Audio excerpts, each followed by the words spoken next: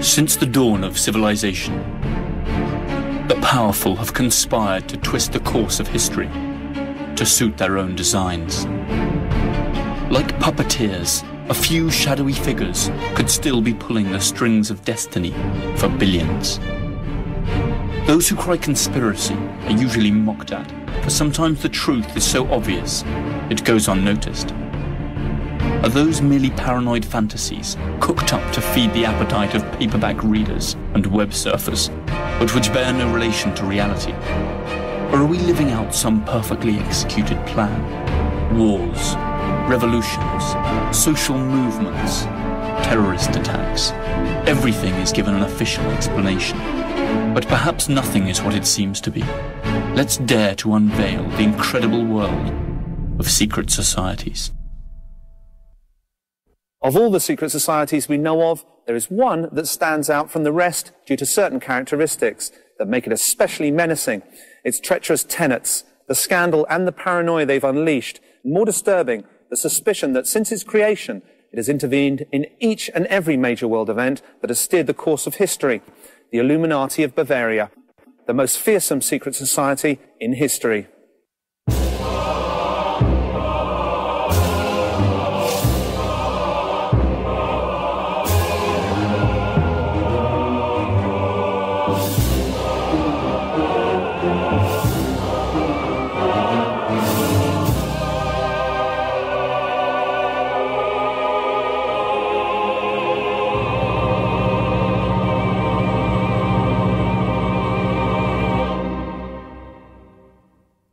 More than 200 years ago, here in Germany, in what used to be the independent electorate of Bavaria, a secret society was formed whose objective simply spelled world domination.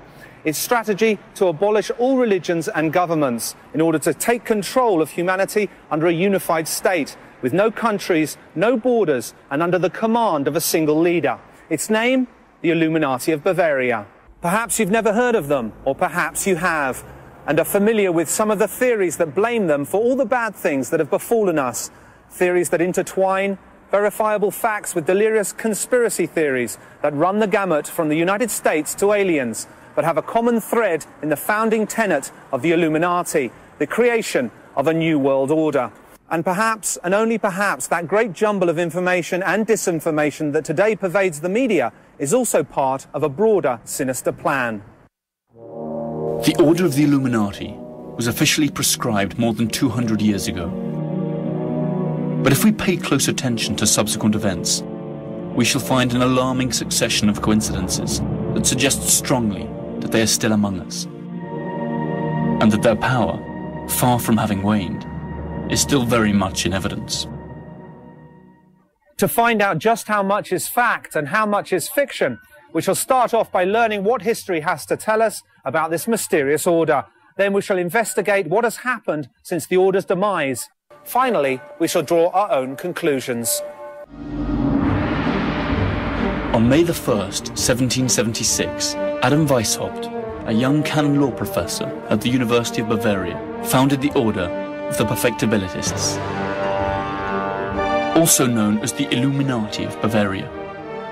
Though it was influenced by the Illuminist trends of the time, the name of the order was inspired by the Spanish Alumbrados and the French Illumines, old Gnostic sects that upheld the communion of man and God without the intermediation of the Church. Initially, the stated objectives of the Illuminati seemed entirely harmless and philanthropic. To stimulate a human and sociable vision, support virtue where it may be threatened or oppressed by vice, to promote the progress of merit-worth people and foster the benefit of those deprived of education. Adam Weishaupt. Little is known of Adam Weishaupt, but he was undoubtedly a mysterious man. Even his name has given rise to speculation. Adam Weishaupt, in German, can be broken down into Adam, the first man, Weis, knowledge or wisdom, Haupt, leader. That is to say, the first man that leads the wise. An entirely fitting name to define his role in the order he established and in the sinister plans he propounded. Adam Weishaupt Weishaupt was born in Ingolstadt, Bavaria, in the south of Germany in 1748. A convert from Judaism, he was raised and educated by Jesuits. A precocious intellectual, at the age of 28, he was dean of the Jesuit University of Canon Law at Ingolstadt. In spite of his apparent religious fervour and Catholic zeal, Weishaupt was obsessed with ancient Egyptian rites and rituals, and at the same time he also maintained regular contact with Freemasons, the historic enemies of the Catholic Church. Like many thinkers of that era, he admired Jean-Jacques Rousseau, who insisted that man was noble and free by nature, and could be governed without the need for religious or established institutions. The only practice that one ought to teach children is that they should never submit to one. Jean-Jacques Rousseau. The Illuminati were created within a Masonic lodge to which Weishaupt belonged. By that time, Freemasonry was already a prestigious secret society of long standing, and its excessive secrecy and closeness to the powers that be had turned it into the ideal nurturing ground for Weishaupt's order, who began to infiltrate it. The Freemasons, good keepers of secrets, would contribute knowingly or otherwise to the Illuminati plan. For his order, Weishaupt borrowed the strict, military-style hierarchical structure of the Jesuits and divided it into 13 degrees.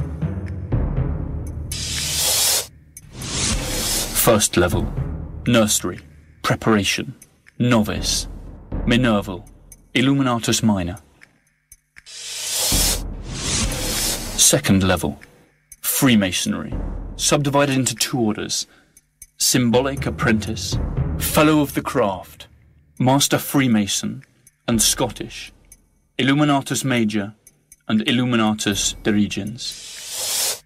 Third level, Mysteries, subdivided into 2 orders, Lesser Mysteries, Priest and Regent, and Greater Mysteries, Magus, Rex, and King or Areopagite.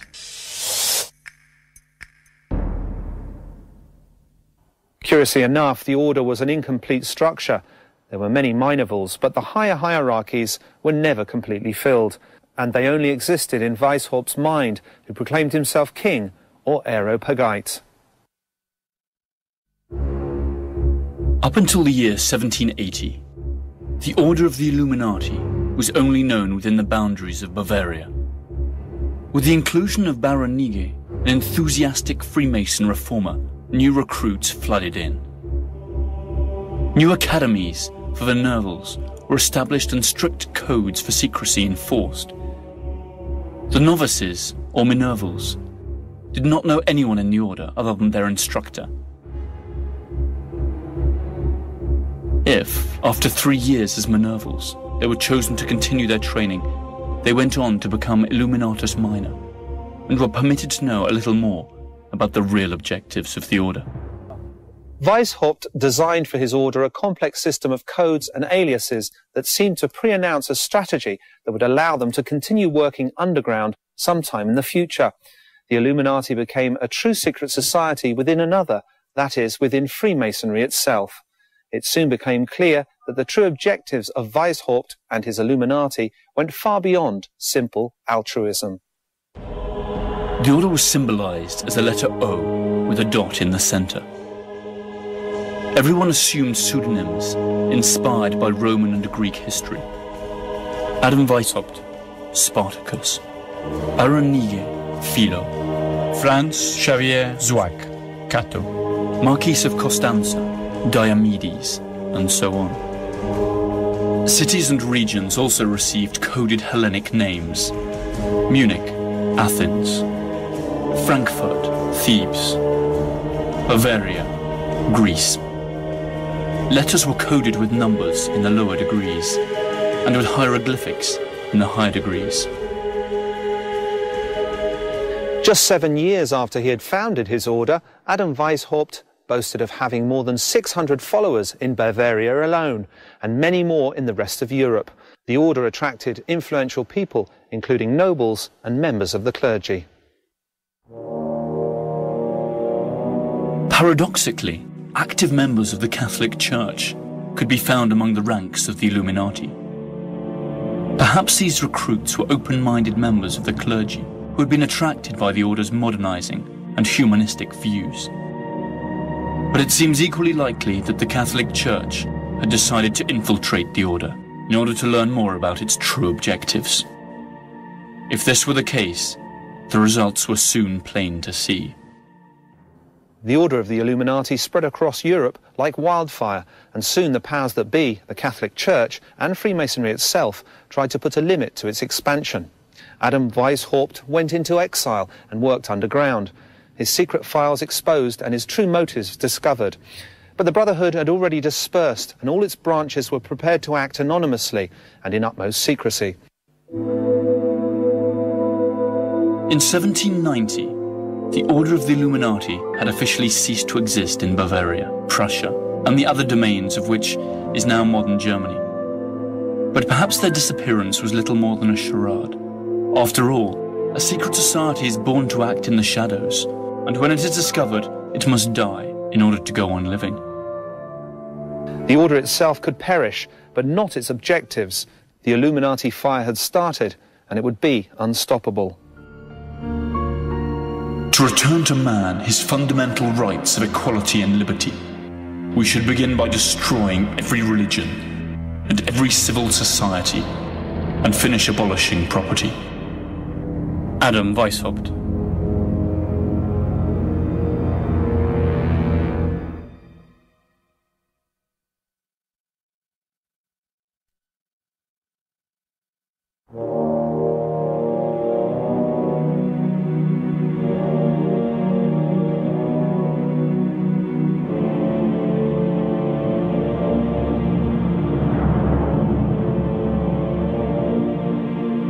The secret society, known as the Order of the Illuminati, rose in the late 18th century. It was not the first secret society, and it would not be the last. But its name would always remain a magnet for conspiracy theorists, who maintain that it is still active among us today.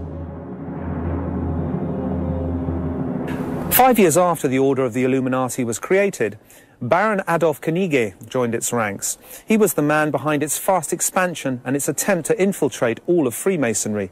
Knigge, a bankrupt nobleman, a Freemason, a scholar and an occultist, found that Weishaupt and his Illuminati gave a new sense of purpose to his life. Knigge joined the order and worked for the Illuminati cause with fervour and conviction. In very little time, he was able to infiltrate most of the major Freemasonry lodges, with the exception of the English and Scottish ones, which perhaps due to their conservatism, rejected Knigge's liberal ideas. But barely 4 years after joining the order, Baron Knigge left, accusing Weishaupt of being a tyrant filled with delusions of grandeur, a megalomaniac that had deceived his own followers by claiming that the order had an ancient origin, when in fact it was a new cult tailor-made for his own personal glory. The events that followed would vindicate Knigge's charge. The innocent and charitable order of the Illuminati had deceitful objectives, and now, thanks to Knigge's contribution, it also had the capacity to achieve them. A short time after Knigge's desertion, Bavaria was buzzing with rumours that a certain secret order was aiming to put an end to established order and organised religion, and to create a new world order under a single unified government. This information could only have come from either Knigge himself or from those Jesuit infiltrators who had certainly witnessed strange initiation rites. A great deal has been said about the rituals of secret societies. The Illuminati were no exception.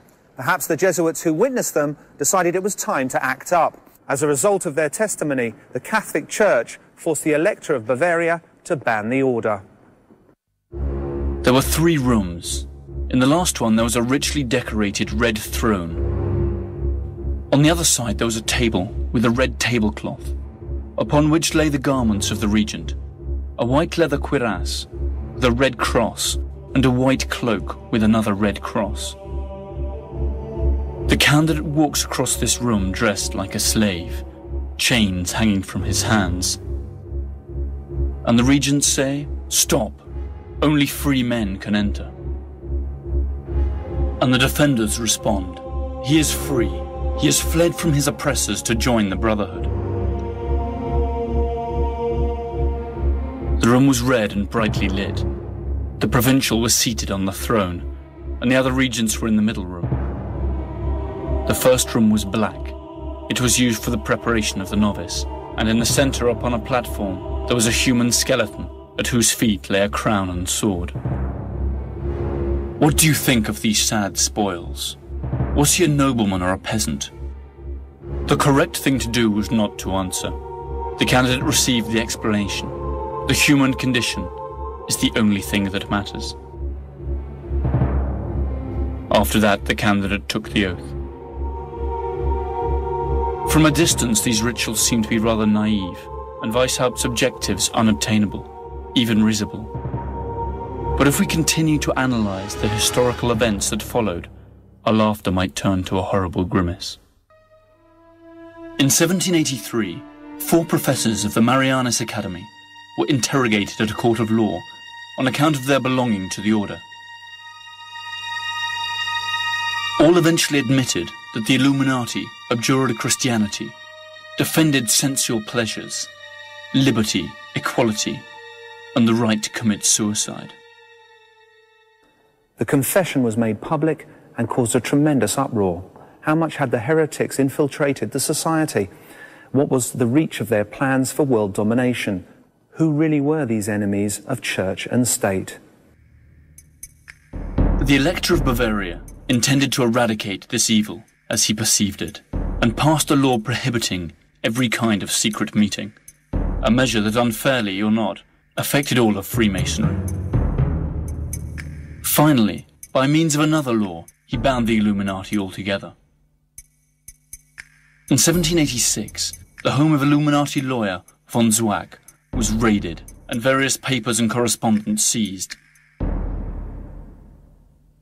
But it was a freak event that sealed the destiny of the Illuminati, a bizarre accident that would be taken advantage of by the critics of the order and used to deal them a fatal blow. On July the 10th, 1785, a mysterious man rode swiftly under the skies of Bavaria. He was the apostate, Abbot Lance, a friend and personal envoy of Adam Weishaupt, and an Illuminati. He never reached his destination. A lightning bolt struck him dead, leaving behind only his charred corpse.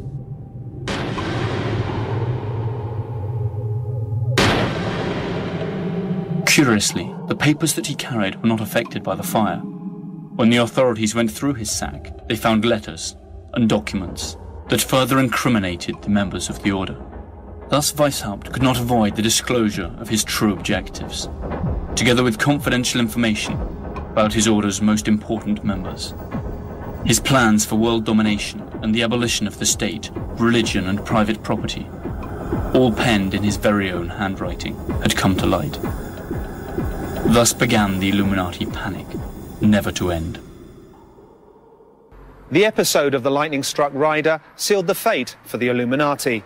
Their world seemed to be coming to an end, but the facts that followed showed that in spite of these setbacks, Weishaupt's influence remained in full force and made him practically untouchable.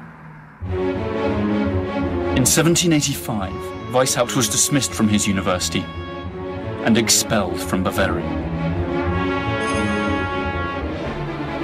Amazingly, instead of sending him to prison, the authorities offered him a compensation payment of 800 florins per year, which he rejected. Weishaupt went into exile, avowing that the order would return 10 times more powerful. Whether or not he kept his word is still a matter for speculation. Bearing in mind the charges that were levied against them, the lightness of the sentences passed is quite suspicious. Some even had the good fortune to be compensated with ready money. Perhaps the order already had enough political and economic leverage to press on the authorities. The fact is that their enforced exile had an unwanted consequence: the dispersion of the Illuminati to the 4 corners of the globe. Adam Weishaupt found a safe haven in Regensburg, where he published a pamphlet in which he clarified the charitable principles of the order. He then took up residence in Gotha, whose duke was an Illuminatus. The official story says that he abandoned all political activity and made his peace with the Catholic Church. Thereafter to lead a tranquil life, far removed from conspiracies. Such a luxurious and peaceful exile strikes as a suspiciously serene end for the leading conspirator of his time. It is reasonable to suppose that Weishaupt could have kept on working despite his low profile. And even if his retirement had been genuine, the Order of the Illuminati already had a life of its own, as would soon be detected during the one episode that shook Western civilization the most and lay the groundwork for a true new world order: the French Revolution. During its heyday, the Order of the Illuminati had extended its tentacles of influence to France. There it recruited, among others, Frederick the Dietrich, the mayor of Strasbourg, Mirabeau, the politician, and the Duke of Orleans, who recruited followers to the Parisian Freemasonry lodges. The strength of our order lies in its secrecy. It should never appear anywhere under its own name, but always shrouded in another name and another occupation. Madame Weishaupt. The connection between the Illuminati and the Jacobins during the French Revolution of 1789 was denounced by one of the order's most fervent detractors, Abbot Augustin Barruel. Likewise, the Scottish Freemason, author John Robison, devoted a long and verbose chapter of his work to what he regarded as the Illuminati's influence on the revolution. Robison maintained that Weishaupt and the Club of the Illuminati, together with the Club of the Jacobins, controlled the National Assembly, and from Paris ruled all of France. One wonders if the Illuminati acted in good faith, seeking to free the French from royal oppression, or if the revolution was merely a convenient vehicle for its plans for creating a new world order, free from monarchy and religion, but under their control.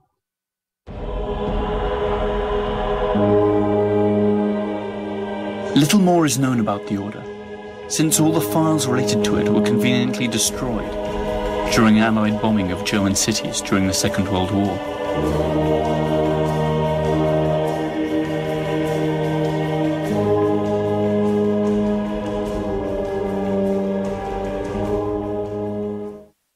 Who were the Illuminati? Heroes fighting for liberty and reason, or demented tyrants who sought to enslave the world? The answer has as many facets as there are ways of interpreting history, and the truth is that time has not helped to solve the enigma. A short time before its apparent disbanding, the Order of the Illuminati had lodges in more than 25 European cities, from Munich to London, including Vienna, Paris, and Naples. Pretty soon its name became associated with other illustrious names, and powerful clans and families that to this day decide the destiny of the world. Here is where the official history ends and the tracks of the Illuminati disappear. Adam Weishaupt died in 1830, apparently removed from any secret activity. But people noticed that the Illuminati plan for world domination coincided suspiciously with many of the events that apparently arose naturally by the will of the people. Princes and nations will disappear without violence from the earth. The human race will become one family, and the world the abode of reasonable men. Adam Weishaupt.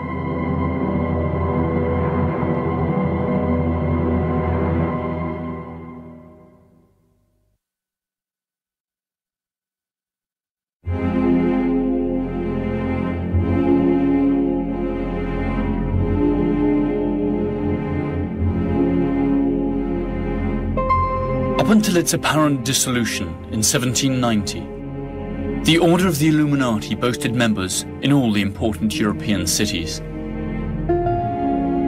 The Catholic Church's attempt to root out and destroy the Order, and the political persecution of its most important leaders had precisely the opposite effect of what was intended.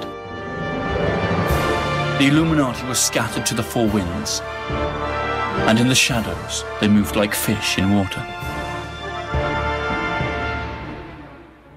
Even after the apparent dismissal of the order, there were many who doubted that they had really ceased to operate. Their infiltration had been so widespread that every Freemason could now be suspected of being an undercover Illuminati. So the whole of Freemasonry was proscribed, and there was more to come. The order's reputation quickly spread to the New World. Books by Abbot Augustine Birrell and John Robison alerting the world to the imminent Illuminati peril were published in the recently founded United States, generating panic among their readers. The paranoia had crossed the Atlantic. In 1776, the year in which Weishaupt founded his order and began to infiltrate Freemasonry, the United States declared its independence.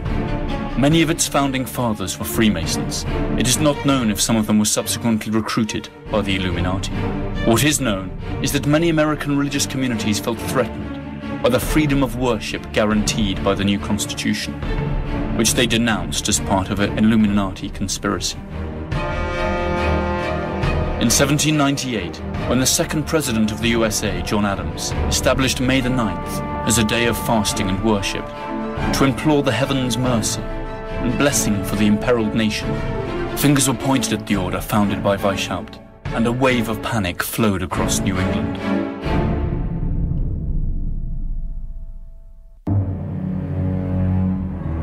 We should strive to do all we possibly can to endeavour the advance of the Illuminati in all important public positions. Adam Weishaupt.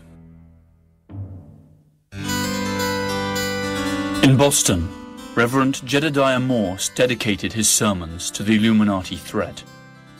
The media echoed his words, but no firm evidence of Illuminati conspiracy was ever uncovered.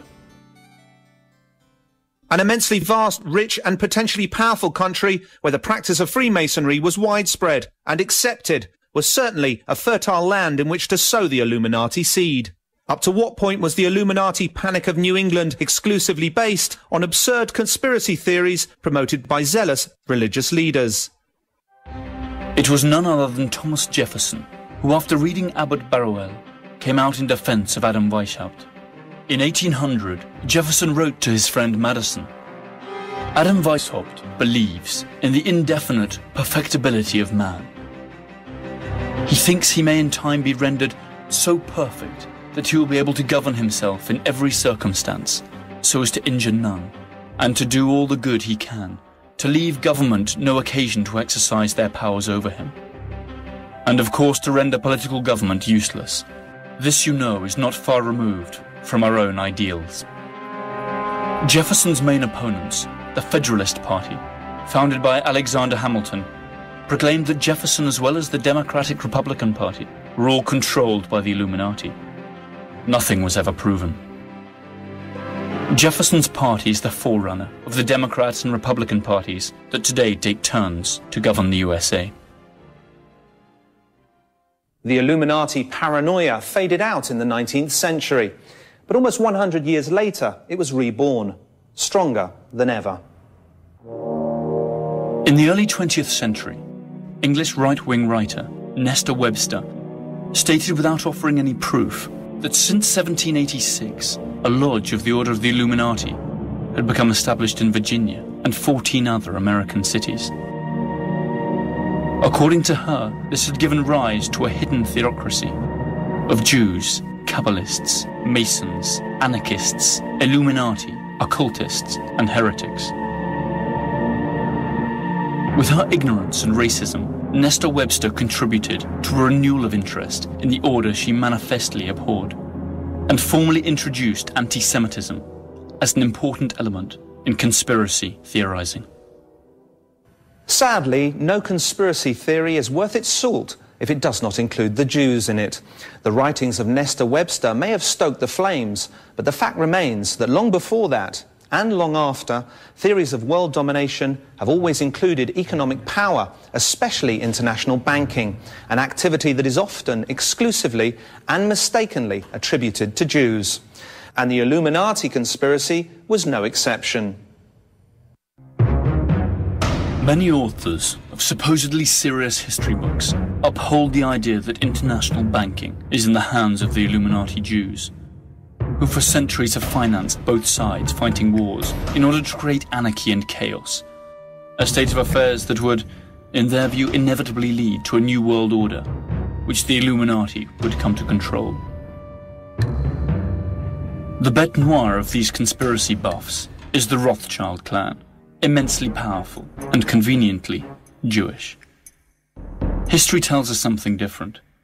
The only connection between the Rothschild clan and the Illuminati is that the patriarch of the Rothschild clan, Amsel Meyer, had, among many other clients, Prince William of Hesse, who seems to have been one of the first members of the Order of the Illuminati.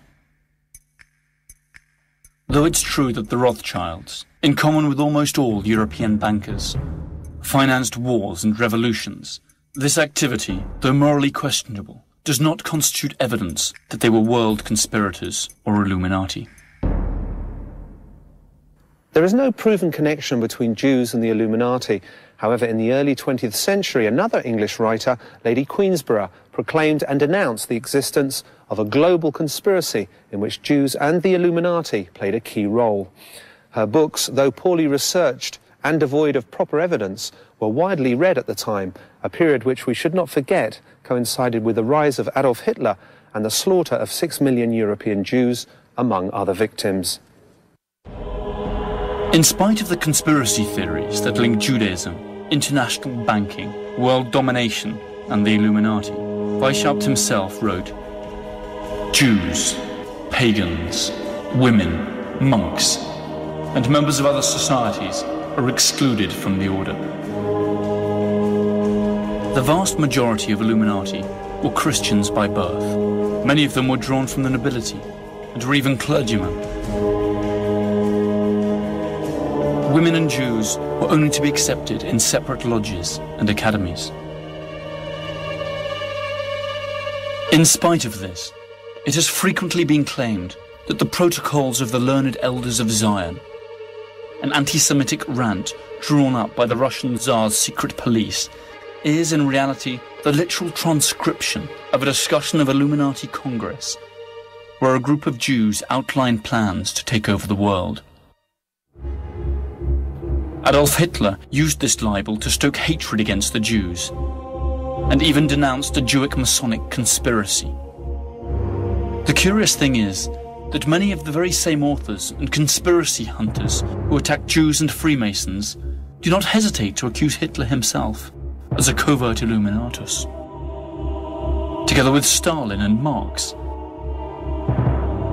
and finally end up putting in the same bag Marxists, Bolsheviks, bankers, Jews and Nazis, a decidedly unlikely mix.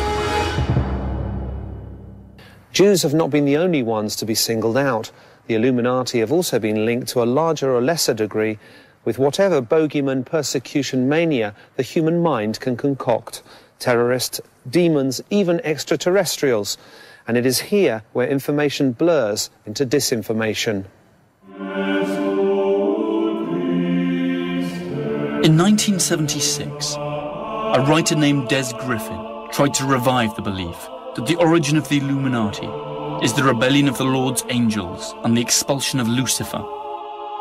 The name Lucifer means him who brings light, just as the word Illuminati means the illuminated.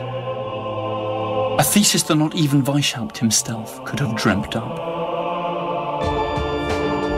Other authors believe that the Illuminati obsession with power can be traced to our reptilian brain, the brainstem that controls our impulses, and in some few incoherent sentences conclude that the Illuminati are really galactic reptiles disguised as human beings. A search on the internet for the words New World Order produces more than 1,400 million web pages, most of dubious content. So much disinformation and stupidity is eye-catching. Why are there so many theories dedicated to the minuscule group of conspirators who supposedly disappeared more than 200 years ago? What if the paranoid are not totally wrong? After all, we compare the world in 1790 with the world today, the main Illuminati objectives have been achieved, or have at least been set in motion. Coincidence? Or is it that this wealth of conspiracy theories is just serving the purpose of drawing our attention away from certain irrefutable facts? We shall direct all of humanity, secretly. We will influence all political transactions. Adam Weishaupt.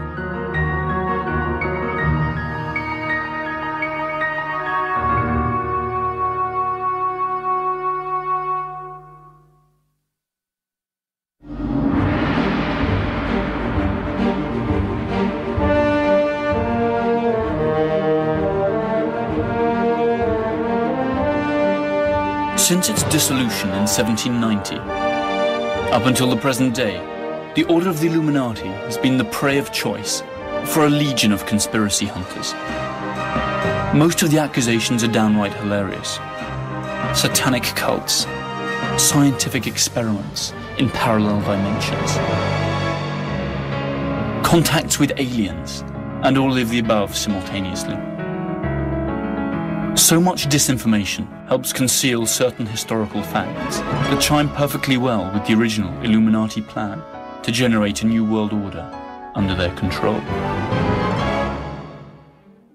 The saying goes that the best way to hide a secret is to shout it in the marketplace. In the case of the Illuminati, the saying holds true, because if we analyse carefully some of the major world events of the last 200 years, we will see that the ideals of Adam Weishaupt and the Illuminati of Bavaria seem to have borne fruit. Let's start with their first postulate to put an end to established government.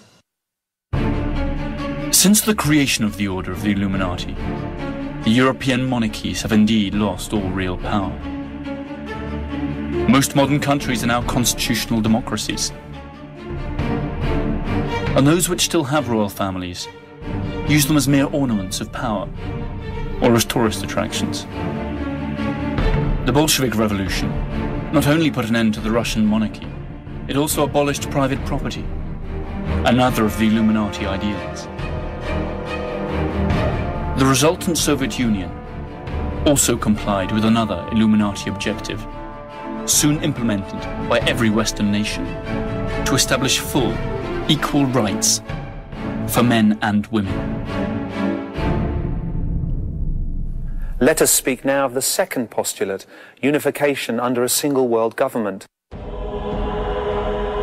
Since its creation in 1945, conspiracy mongers have considered the United Nations and its predecessor, the League of Nations, the Illuminati dream come true. A supranational agency capable of passing resolutions with which sovereign states must comply or else face the consequences. The most terrifying aspects of these theories is that in order for the UN to be created, 2 world wars had to be fought, in which millions lost their lives.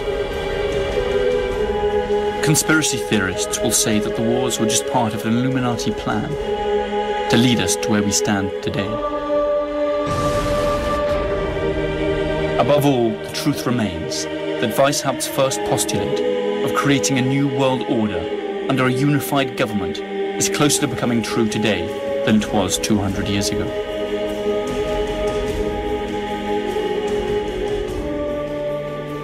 And what about the third objective of the order? To put an end to religion. When Weishaupt spoke of religion, he spoke of the established religion in Europe, Christianity. So what of Christianity today? Thanks to the secret activities of the order, or else the growing influence of humanistic and rationalistic doctrines, since the creation of the Illuminati, the Catholic Church has been steadily losing its influence.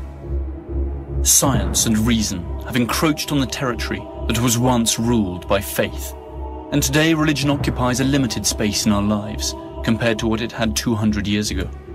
A space that is continually contracting thanks to ephemeral but more contemporary styles of worship that attack the central tenets of Catholicism. Abortion, euthanasia and divorce are only the most visible symptoms of a structural weakening of the once almighty Church of Rome. And finally, a new world order. Isn't this precisely what globalization proposes? Globalization itself seems like an Illuminati dream come true. Free flow of capital, free flow of information. The sensation that each time we are more in control of our own decisions. But all of it, capital, information, servers, internet, is in actual fact manipulated by a single world power. Are we living in a world designed by Adam Weishaupt? The next logical question is, who is the leader of the Order of the Illuminati today? Who are Weishaupt's successors, if indeed they exist? Many groups have claimed to be the heirs of the Order of the Illuminati of Bavaria. Usually these are sects or small groups that few people take seriously and do not pose any threat. That is why conspiracy mongers aim in another direction. The United States. Their chief argument centers on the March 6, 1991 speech, when George H. Bush, President of the USA and former director of the CIA, used the phrase New World Order when addressing Congress, after defeating Saddam Hussein in a war that many today regard as an imperialistic blow against an oil-producing country. What is at stake is more than one small country. It is a big idea, a new world order, where diverse nations are drawn together in common cause to achieve the universal aspirations of mankind. The theory contradicts itself in as much as the government of the USA is actually one of the most conservative in the modern world. But is this fact enough to discount it altogether? Could it not well be another contrivance of that many-headed monster that once appeared in the form of the Order of the Illuminati? Does not the inscription Novus Ordo Seclorum, which translates as a new order of the ages, in other words, a new world order, appear on the dollar bill?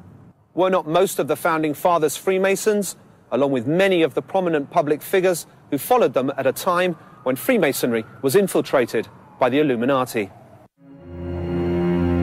One must speak at times in one voice, and sometimes in another, so that our true purpose turns out always to be unfathomable to the lower members. The end justifies the means. Adam Weishaupt. The fact that the most powerful country in the world is run by Illuminati is without doubt a laughable theory, but a laugh that brings a chill. Because if it were true, what does the Order have in store for us in years to come? And worse, how deep is their power of infiltration? Is the power of the Illuminati simply an exaggeration by bestseller writers and fools? Or are we on our inevitable way to a new world order?